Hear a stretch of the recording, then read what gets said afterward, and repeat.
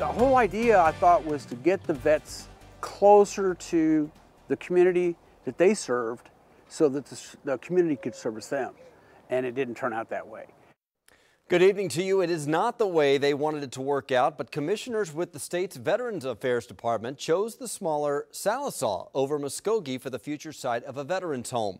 City officials in Muskogee are now wondering what happened to their bid that would have brought jobs and veterans a lot closer to services they need.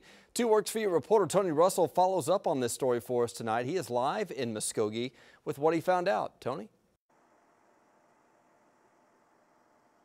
And Muskogee was one of the 3 finalists in this process. The current veterans home is actually in Talihina, and Muskogee here is home to several veterans organizations, including the VA. So when Muskogee found out it wasn't chosen, several questions started to be raised.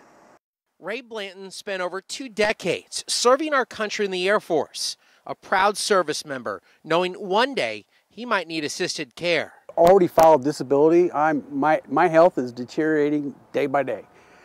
And eventually I'm going to be one of those guys that's going to be in one of those facilities.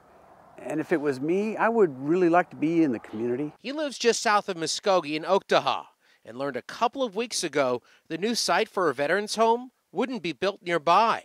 All those veteran benefits services that they would need were right here in town.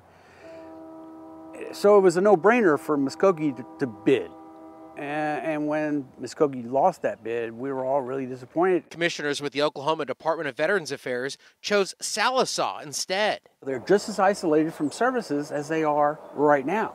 Muskogee is a host city for the VA hospital and many service organizations like the Barracks, which Blanton belongs to. And so when it was up for bid renegotiation, we were here in the Muskogee area, we were happy because we've got the facilities for those vets. City officials offered incentives to the OKDVA. Right now, we're just trying to figure out what happened. But now questions are being raised as to how these commissioners came to their final decision with Sallisaw.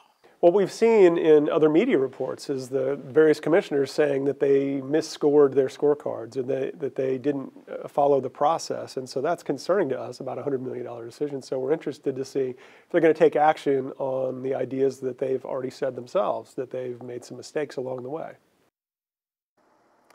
I also reached out to the OKDVA, and a spokesperson told me that there were no discrepancies in the scoring process. And I also reached out to Sallisaw's mayor. He told me on the record tonight that they are waiting for the center to start building once the funding becomes available.